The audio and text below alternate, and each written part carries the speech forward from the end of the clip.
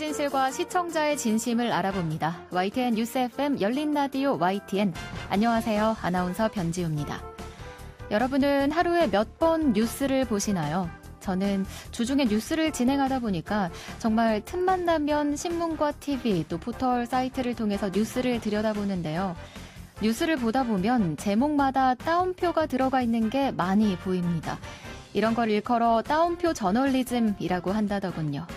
오늘은 따옴표에 담긴 저널리즘의 비밀에 대해서 자세히 들여다보려고 합니다. 10월 17일 토요일 첫 순서인 미디어 비평 시간에서 바로 만나보시죠.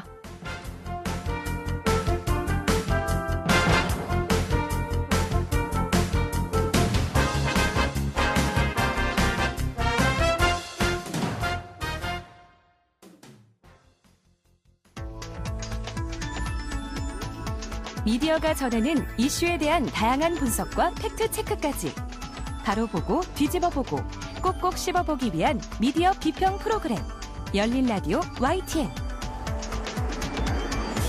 한 주간 뉴스를 꼭꼭 씹어보는 시간 미디어 비평입니다. 오늘은 국민대 언론정보학부 조수진 겸임교수 나오셨습니다. 교수님 안녕하세요. 네, 안녕하세요. 네, 오늘 가져오신 주제가 따옴표 저널리즘이더라고요. 네.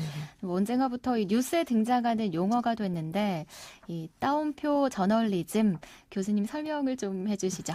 네, 뉴스 기사는 그 내용을 뒷받침할 취재원을 이렇게 취재해서 이루어지죠. 네네. 근데 이제 이 취재원의 말을 그대로 옮기는 것, 그러니까 그 말 그 자체를 그대로 인용해서 보도할 때 보통 이렇게 따옴표를 넣잖아요. 예. 네, 그런데 원칙적으로라면 취재원의 말 또한 일방적인 주장에 불과할 수도 있으니까 이에 대한 상반된 의견도 취재를 하고요. 또 다양한 경로를 통해서 검증을 한 뒤에 하나의 기사로서 실리는 게 정상인데 이런 과정 대신에 취재원이 한 말을 그대로 기사로 옮겨 놓는 거, 이거를 이제 따옴표 저널리즘이라고들 합니다. 요즘에는 이제 이 따옴표 안에 들어가는 내용이 심지어 제목에 그대로 등장하는 그런 경우가 많죠. 이 따옴표 내용이 기사 제목, 그러니까 이 헤드라인으로 그대로 등장한다고요? 네네. 제목을 굉장히 신중히 정해야 할 텐데요. 이 따옴표가 제목으로 그대로 올라가는 이유가 있을까요? 언론이 기사 제목으로 클릭수를 유도하기 위한 거라고 보이는데요. 예. 이제 보통 우리는 언론이 클릭 장사한다 이런 말들 많이 하잖아요. 네, 그렇죠. 이제 이게 보면 미국에서는 1940년부터 나타납니다. 예. 제목 소비자라는 용어가 그때부터 생겨났고요. 신문 독자들이 헤드라인 위주로 신문을 읽는 경향을 말해주는 건데, 그러니까 이제 전 세계적인 추세라는 거고요. 네. 근데 유독 한국의 헤드라인의 가장 큰 특징이 직접 인용글을, 그러니까 이제 쌍따옴표를 기사 제목에 많이 사용한다는 겁니다. 미국 신문 편집에서는 직접 인용글을 기사 제목으로 사용하지 않도록 권고하고 있는데요. 한국에서만 이렇게 유독 제목에서 직접 인용보호를 사용하는 것이 관행으로 자리 잡아가고 있습니다. 한국의 헤드라인의 가장 큰 특징이라고 하셨는데 네, 최근에 그렇습니다. 직접 인용글을 기사 제목으로 그대로 쌍따옴표를 넣는 이유는 뭘까요? 여러 가지 이유가 있겠지만 기사의 객관성을 부여하기 위한 수단으로 사용되거나 또 본문 내용의 사실성에 대한 책임 회피 방편으로 이용되는 경우가 많다라고 보이는 거죠. 네. 따옴표를 쓰고 문제가 될 경우 그 사람이 한 이야기다라고 하면서 책임을 회피하는 거고요. 그래서 아주 언론의 무책임한 행동입니다. 그렇군요. 네. 저 이렇게 말 나온 김에 기사 제목을 만드는 원칙을 좀 짚고 가볼까요? 네. 보통 이제 우리가 기사 제목에 대해서 가르칠 때 유의사항으로 몇 가지를 얘기하는데요. 중요한 정보를 빠뜨리지 않고 또 과장된 제목은 피하고 기사의 핵심을 정확하게 요약하고 또 화자의 의도를 왜곡하지 않으며 지나치게 감정적인 표현과 비약은 피하고 다른 기사와 관련성을 살펴야 한다라고 가르치고 있고요. 네. 그리고 이런 것도 사실 있어요. 문장 부호를 요긴하게 이용한다라는 내용도 있긴 있습니다. 그래요? 네. 그러니까 큰 따옴표나 작은 따옴표, 물음표 등 문장 부호를 사용해서도 표현 효과를 높일 수 있다는 건데요. 네. 때로는 이제 문장 부호 하나가 여러 말을 대신할 수도 있잖아요. 그렇죠. 그렇기 때문에 그렇고. 그런데 이제 여기서 주의해야 할 것은 내용에 맞는 이야기여야 한다는 거죠. 그러니까 불가피하게 사용할 경우에는 반드시 기사 본문 내용과 일치해야 하는데 최근에 보더니 이제 이것마저도 일치하지 않는 경우가 상당히 많다라는 게 문제고요. 네. 지난 2006년 5.3일 지방선거 보도와 관련해서 조선일보, 중앙일보, 동아일보, 한겨레 신문의 보도 내용을 분석한 연구가 있는데 네.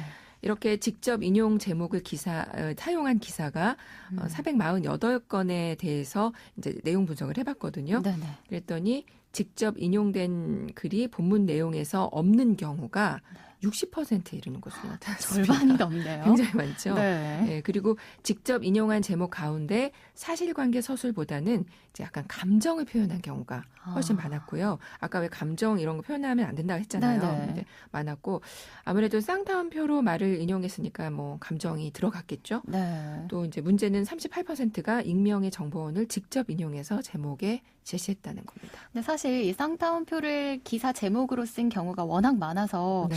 이 기사들을 참 무심코 넘겼던 것 같아요. 네. 그런데 그냥 넘겨서는 안 되는 문제였군요. 네, 그 미디어 리터러시 차원에서 우리 뉴스 소비자들은 어떤 점을 특히 유의해야 할까요? 쌍따옴표를 무조건 따오면 안 되는 거거든요. 네.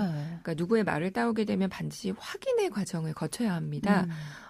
최근 예로 우리나라 어업지도원의 총격 사망 사건과 관련해서 지금 이제 진실 공방이 계속되는 가운데 확인되지 않은 정치인들의 말을 인용해서 기사화한 경우가 있었죠. 네네. 조선일보, 동아일보가 주호영 의원의 말을 따옴표로 제목에 인용해서 보도를 했었는데 예를 들면 뭐 연유 발라 태워라 감청했는데 뭐 이런 식으로 이런 내용이 들어간 제목들이 좀 몇 개 있었습니다. 따옴표 안에 들어간 말이 사실인지 확인은 했는지 오히려 이번 주호영 대표의 말에 대해서 국민의힘 내부에서도 비판의 소리가 나온 상황이었는데요. 남북관계에서는 정말 단어 선택 하나도 신중해야 한다고 보거든요. 그럼요. 근데 이제 언론이 정치인의 말을 확인도 없이 그대로 그것도 이제 제목으로 직접 인용한 것은 문제가 좀 크다고 봅니다. 사실 언론이 이런 사실 확인을 해야 하는 건 저널리즘의 원칙의 기본이잖아요. 네네. 요즘엔 이 제목에 인용되는 말의 출처 자체가 알 수 없는 익명의 단체인 경우도 많단 말이죠. 네, 맞습니다. 네. 뭐 정치인이나 누구의 말을 직접 인용해야 한다면 그 인물이 그렇게 말한 내용의 출처가 어딘가 사실 이것도 확인해야죠. 그렇죠. 출처를 확인하고도 나아가서는 그 출처가 믿을만한가 이것까지도 사실은 따져봐야 합니다. 네. 그런데 이제 최근 들어서 개인의 SNS 글을 그대로 가져다 쓰는 경우가 많고요. 그래서 뭐 그 사람 이름을 붙여서 누구누구 저널리즘 이런 거 되게 많죠. 그리고 커뮤니티에 댓글을 가져다 쓴 경우 또 익명의 누구 이런 식으로 사용되는 경우가 참 많습니다. 커뮤니티의 댓글은 주관적인 감정이 섞인 글들이 많을 수밖에 없거든요. 맞습니다. 그러다 보니까 정제되지 않은 표현들이 많은데 그런 표현도 그대로 가져다 쓰는 경우들도 많았습니다. 아까 말씀드린 연구 논문에서도 그런 결과가 나왔다고 말씀드렸었는데요. 사실관계 서술보다 감정을 표현한 경우가 25%였고요. 네. 또 38%가 익명의 정보원을 인용한 직접 인용 제목에 사용한 그런 보도가 많았다는 겁니다. 그렇군요. 최근 보도에 이런 제목이 실렸습니다. 평소 처맞다가 밥준이 꼬리 흔드는 똥개도 아니고 참 방송에서 사용하기 좀 그런데요. 이게 제목에 실렸다고요? 이게 제목이었어요. 네. 그러니까 북한 통지문에 대한 우리 정부의 태도를 비판한 기사인데 네. 이제 이렇게 노골적인 표현을 그대로 제목으로 사용을 합니다. 이것 역시 지극히 감정이 노골적으로 표현된 거라고 볼 수 있는데요. 그렇죠. 이 기사 내용에 보면 그 성향이 다른 국가 국의 그 커뮤니티의 댓글을 번갈아 가면서 소개를 하는데 네네. 이게 이제 보면은 그게 언론이 갈등을 부추기는 역할을 한 셈이 됐습니다. 내용조차도 이렇게 네. 댓글로. 네. 내용도 그랬습니다. 네. 그래서 최근에 민주언론시민연합이 이 사건과 관련한 신문기사를 모니터한 보고서를 발표를 했는데요. 확인되지 않은 사항, 야당 주장을 그대로 실으며 정치권 정쟁에 동조하는 내용, 또 커뮤니티발 분노를 옮기며 갈등을 키우는 양상, 또 월북 여부 확인과 관련해 개인 SNS까지 터는 행태, 정부 비판을 넘어서 한반도 평화 기조까지 문제 삼는 보도들을 유형별로 나눠서 비판하기도 했습니다.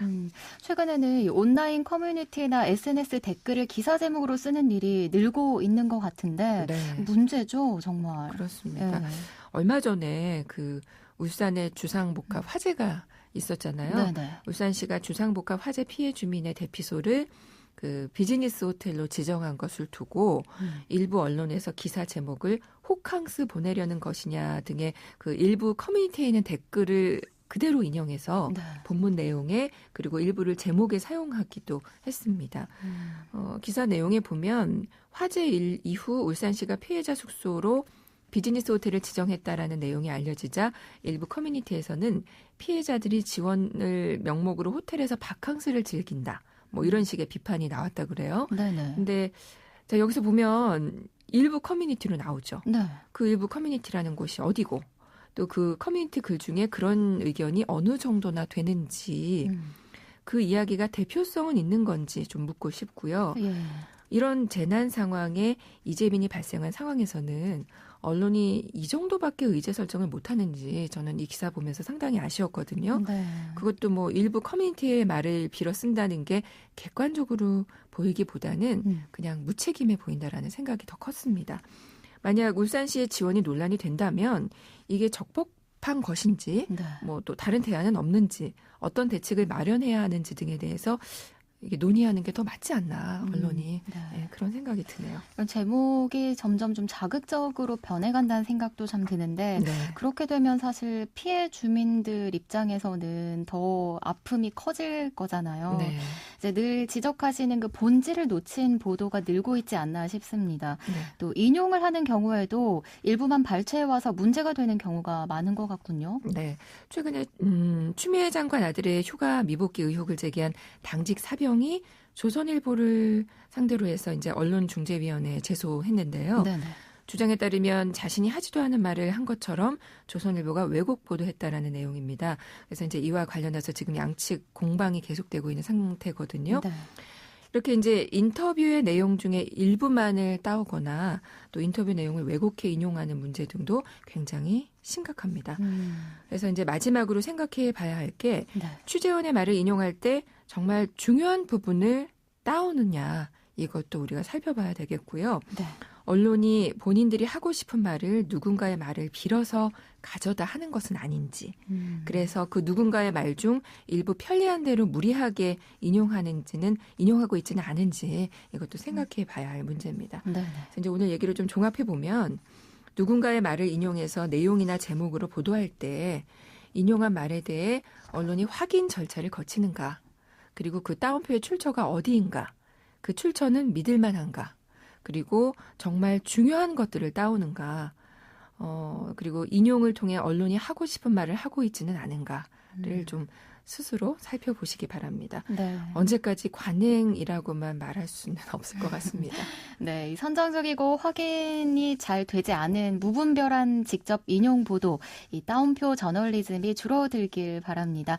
교수님 오늘 말씀 여기까지 듣겠습니다. 고맙습니다. 네, 감사합니다. 네, 지금까지 국민대 언론정보학부 조수진 겸임교수였습니다.